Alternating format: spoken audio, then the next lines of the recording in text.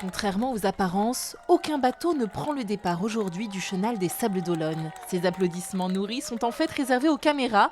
Il se tourne ici un téléfilm de la série Meurtre A pour France Télévisions. Ce film est un film policier, un polar. Le navigateur qui s'appelait Martin Berthomé est mort pendant la course.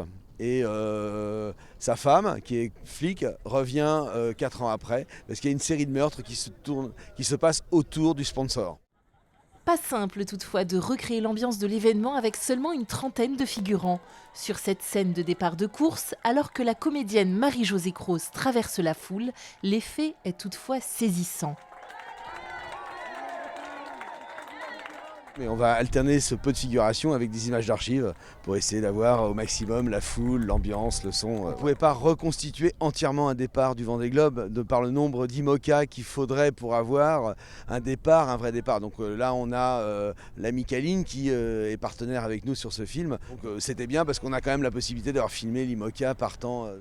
Aux côtés de Marie-Josée Croze et Tom Leb, les figurants, sablés en grande majorité, ne perdent pas une miette de l'expérience. C'est une super belle expérience. Je trouve que de connaître la réalité de tournage télé, c'est super.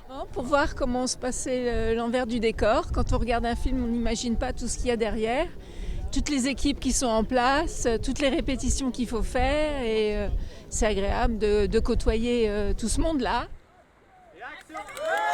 L'exercice se complique quand sur un simple geste d'un membre de l'équipe, les encouragements doivent basculer en mode silencieux.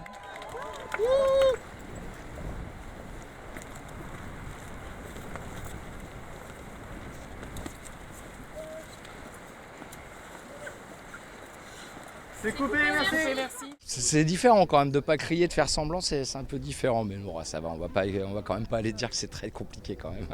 Intégralement réalisé aux Sables d'Olonne, le tournage devrait prendre fin le 1er novembre. S'en suivra plusieurs mois de post-production avant une diffusion sur France 3, quelques jours avant le départ du véritable Vendée Globe 2024.